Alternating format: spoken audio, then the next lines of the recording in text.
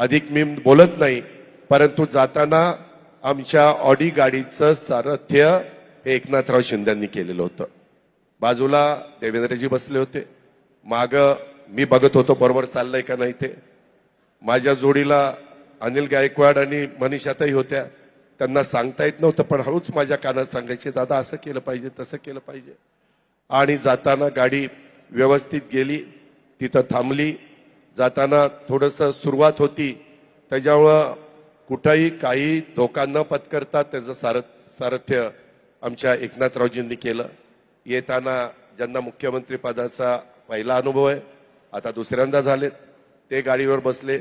म्हणलं आता ही बाबा गाडीवर बसल्यावर ह्यांना ही गाडी चालणार नाही, आपण एलसी घेऊया. एलसी नेमकी आमच्या निरंजन डावखरीची होतीच. तो माझ्या पूर्वाश्रमीचा राष्ट्रवादीचा असल्यामुळे सोपंच गेलं.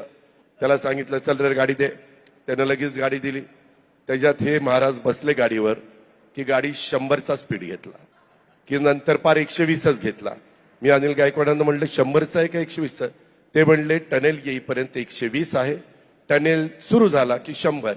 मी बघत होतो टनेल सुरू झाल्यावर ही 120 ठेवतायत का 100, पण बरोबर त्यांनी 100 वर आणलं. का तर टनेलमध्ये लिहिलेलं होतं 100नी जावा.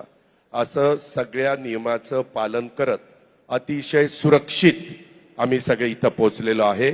आणि तुम्हाला प्रेसमध्ये आम्ही नीटपणे सगळ्या गोष्टी सांगू शकलो. त्याच्यामुळं कुठेही आम्ही उतरवलेल्या विम्याचा आम्हाला उपयोग करावा लागला नाही आणि आमचं चांगलं सगळा प्रवास झालेला आहे. आम्ही समाधानी आहे. तुम्ही पण असाच प्रवास करताना समाधानी राहाल याबद्दलचा खात्री आणि विश्वास व्यक्त करतो.